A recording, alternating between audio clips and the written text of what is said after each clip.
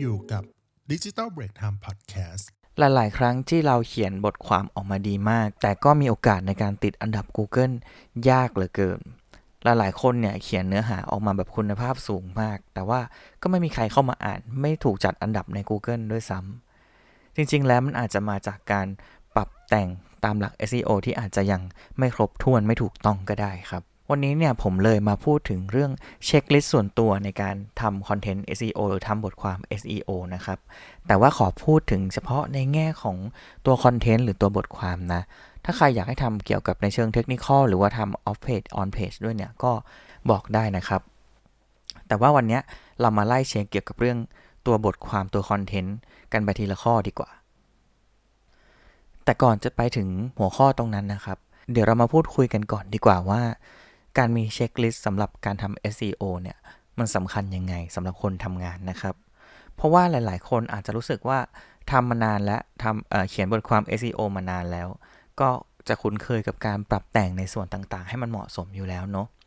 แต่การมีเช็คลิสต์ส่วนตัวเนี่ยมันก็มีข้อดีอีกหลายอย่างทั้งสำหรับมืออาชีพแล้วก็มือใหม่นะครับอย่างแรกเลยก็คือมันจะช่วยให้เราไม่หลงลืมการปรับแต่งในบางจุดครับเพราะว่าบางทีทำงานมาเยอะๆหรือทำหลายๆชิ้นพร้อมกันน่ะมันก็อาจจะหลงลืมหรือว่าผิดพลาดกันได้เนาะแล้วอีกอย่างหนึ่งเนี่ยการมีเช็คลิสต์ไว้เนี่ยมันช่วยให้การทำงานกับทีมหรือทำงานในทีมเนี่ยยิ่งแบบมีหลายๆคนน่ะมันก็สามารถควบคุมมาตรฐานของการทำงานให้ไปในทิศทางเดียวกันได้ครับเพราะว่าทุกคนมีเช็คลิสต์เดียวกันนั่นเองนะครับแต่ข้อดีอื่นๆนอกเหนือจาก2ข้อนี้เนี่ยอย่างแรกเลยคือมันสำคัญกับการทำ on page SEO นะครับเพราะว่า on page เนี่ยมันเป็นพื้นฐานสำคัญที่ช่วยให้ Google เนี่ยเข้าใจเนื้อหาของเราแล้วก็โครงสร้างของเราในบทความเนี่ยได้ดีขึ้นพอ Google หรือว่า Search Engine สามารถเข้าใจได้เนี่ยก็สามารถนำมาจัดอันดับได้แม่นยำแล้วก็ง่ายขึ้นนะครับอีกอย่างหนึ่งเลยก็คือมันช่วยเพิ่มโอกาสในการติดอันดับบน Google หรือว่าบน Search Engine นั่นเองนะครับเพราะว่าการปรับแต่งให้ถูกต้องหรือว่าการมีเช็คลิสต์ไว้เนี่ยก็ทำให้เราทำถูกต้องตามหลักของการทำ SEO ทั้งในแง่ของ on page ก็ตามหรือว่าในแง่ของบทความเนื้อหาก็ตามนะครับและทีนี้ Google เนี่ยมีอัลกอริทึมที่มันค่อนข้างซับซ้อนในการแบบจัดอันดับเว็บไซต์เนาะเขาก็จะพิจารณาจากปัจจัยหลายตัวมากๆรวมกันนะครับการที่มีเช็คลิสต์ไว้เนี่ยมันจะช่วยให้เรามั่นใจได้ว่าเราทำทุกขั้นตอนหรือว่าทุกจุดให้มันครอบคลุมปัจจัยสำคัญที่ Google ใช้ในการจัดอันดับนะครับก็จะช่วยเพิ่มคะแนนในสายตาของอัลกอริทึม Google หรือว่า AI ของ Google แล้วก็มีโอกาสที่จะติดอันดับได้ง่ายขึ้นด้วยนะครับทีนี้พูดถึงเรื่องของความสำคัญในการมีเช็คลิสต์นะครับเราก็มาพูดถึงเรื่องเช็คลิสต์หลักๆที่ควรตรวจสอบก่อนที่จะปล่อยบทความละกันผมขอแบ่งออกเป็น3ส่วนหลักๆนะครับส่วนแรกก็คือในแง่ของโครงสร้างแล้วก็รูปแบบของบทความครับในส่วนโครงสร้างแล้วก็รูปแบบเนี่ยหนึ่งเลยคือต้องมีไตเติลที่มันชัดเจนนะครับโดยส่วนมากแล้วความยาวที่เหมาะสมจะอยู่ประมาณ 50-60 ตัวอักษรเพราะว่ามันจะแสดงผลได้ครบถ้วนในหน้า Search Result นะครับ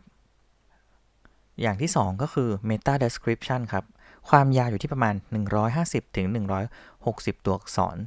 ส่วนนี้เนี่ยมันเป็นข้อความสั้นๆที่อธิบายเนื้อหาของบทความแล้วก็ถูกพรีวิวอยู่ในหน้า Search Result ด้วยเหมือนกันครับอย่างที่3ก็คือการใช้ heading ต่างๆ S1 S2 S3 พวกนี้ครับเราจำเป็นที่จะต้อง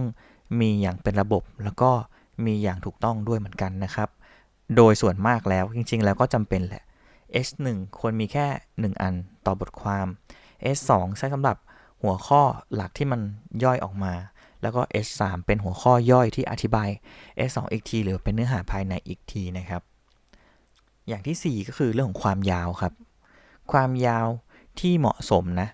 ถ้าส่วนตัวผมคิดว่าอยู่ที่ประมาณ800 ถึง 1,500 คำกำลังดีแต่ว่าความยาวก็ไม่ได้เป็นเรื่องที่สำคัญมากขนาดนั้นเพราะว่า Google ชอบเนื้อหาที่ครบถ้วนก็จริงแต่ก็ต้อง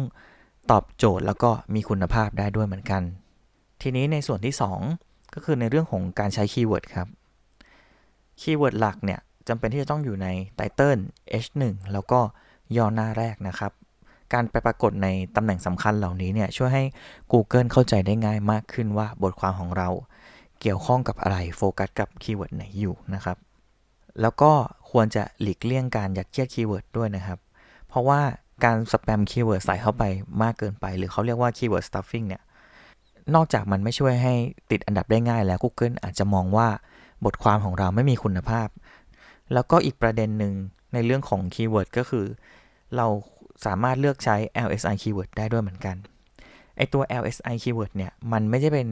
คีย์เวิร์ดที่มีความหมายเดียวกันกับคีย์เวิร์ดหลักคีย์เวิร์ดรองของเรานะแต่ว่ามันเป็นคำแวดล้อมหรือว่าวลีที่มันอยู่แวดล้อมของเรื่องนั้นๆละกันตัวอย่างเช่นถ้าเกิดคีย์เวิร์ดหลักคือศูนย์ซ่อมรถ LSI keyword ก็อาจจะเป็นอย่างเช่นถ่ายน้ำมันเครื่องเปลี่ยนสายพานเติมน้ำยาแอร์อะไรเงี้ยครับคำแวดล้อมอย่างเงี้ยพยายามหามาใส่อยู่ในบทความของเราเพื่อให้ Google มองว่ามันเป็นบทความที่ครบถ้วนมีคุณภาพแล้วก็พูดถึงคีย์เวิร์ดนั้นจริงๆนะครับส่วนสุดท้ายก็คือส่วนของการเขียนเนื้อหาครับส่วนของการเขียนเนื้อหาเนี่ยจำเป็นที่จะต้องตอบโจทย์ search intent ของคนอ่านนะครับเพราะว่าคนที่เสิร์ชคีย์เวิร์ดบางอย่างมาเนี่ยเขาแปลว่าเขามีความตั้งใจหรือความต้องการอะไรบางอย่างอยู่แล้วแหละวิเคราะห์ให้ถูกว่า intent นั้นนะคืออะไรแล้วก็นำมาใช้เขียนในบทความของเรานะครับในเรื่องของการเขียนเนื้อหาอย่างต่อมาก็คือควรใช้ภาษาที่มันเข้าใจง่ายแล้วก็เป็นธรรมชาตินะครับหลีกเลี่ยงศัพท์ที่มันแบบซับซ้อนเกินไปศัพท์ที่มันขั้นสูงเกินไปแต่ว่าให้ใช้ศัพท์ที่เข้าใจง่ายถ้าเกิดจะใช้ศัพท์เฉพาะทางจริงๆก็ควรอธิบายให้เข้าใจด้วยว่ามันคืออะไรนะครับแล้วก็พยายามแบ่งย่อหน้าแบ่งโครงสร้างแบ่งพารากราฟให้มันเหมาะสมทำให้คนอ่านเนี่ยอ่านเข้าใจได้ง่ายขึ้นนะครับอย่างต่อมาก็คือ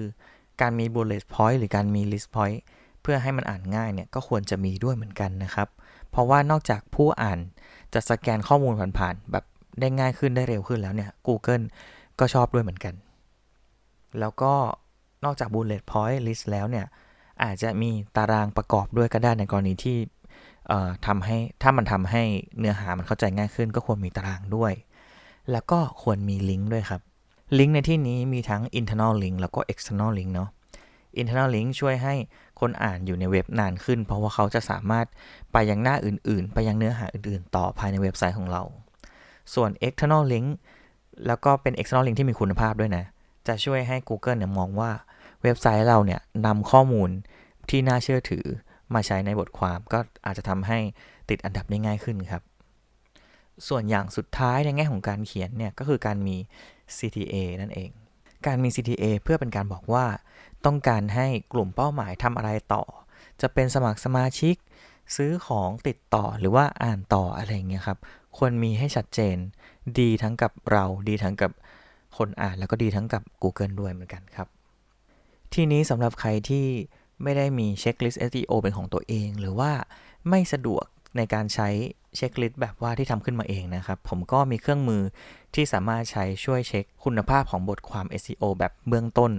ไปจนถึงแบบลึกซึ้งแบบเชิงลึกอันแรกก็คือ Google Search Console นะครับอันนี้เป็นเครื่องมือฟรีของ Google ที่ช่วยแบบว่าตรวจสอบประสิทธิภาพของเว็บไซต์ว่าบทความไหนได้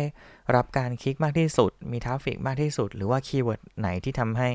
คนเข้าเว็บไซต์มากที่สุดอันนี้มันจะช่วยให้เราปรับปรุงในแง่ของการทำโครงสร้างการทำเนื้อหาแล้วก็การใช้คีย์เวิร์ดได้นะครับอย่างที่2ก็คือ Google Analytics เนาะเครื่องมือนี้เนี่ยก็ฟรีเหมือนกันแล้วก็ช่วยแสดงพฤติกรรมของผู้เยี่ยมชมเว็บไซต์เห็นแบบเวลาที่อยู่บนหน้าจอเห็น bounce rate เห็นเส้นทางการเข้าชมในเว็บไซต์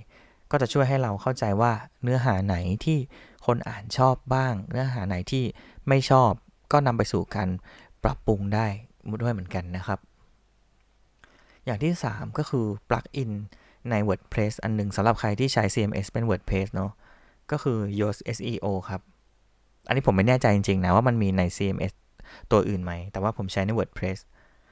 ตัว Yoast SEO เนี่ยมันช่วยตรวจสอบ SEO ของบทความแบบเบื้องต้นจริงๆแบบเชิงลึกก็มีก็จะเป็นแบบพรีเมียม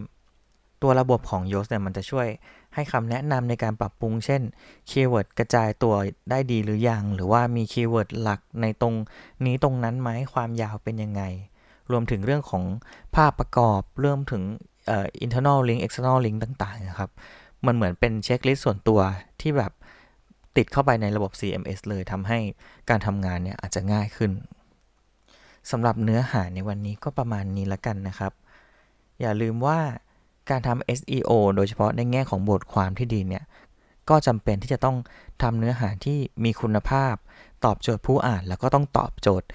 Google ด้วยนะครับเพื่อให้หน้าของเราหรือบทความของเราเนี่ยมันติดอันดับได้ง่ายขึ้นแล้วก็ทำให้มีโอกาสในการเข้าถึงกลุ่มเป้าหมายได้ง่ายขึ้นนะครับสำหรับวันนี้ก็ประมาณนี้ละกัน EP หน้าจะเป็นเรื่องอะไรก็ฝากกดติดตาม Digital Break Time ไว้ด้วยนะครับสำหรับวันนี้ก็สวัสดีครับ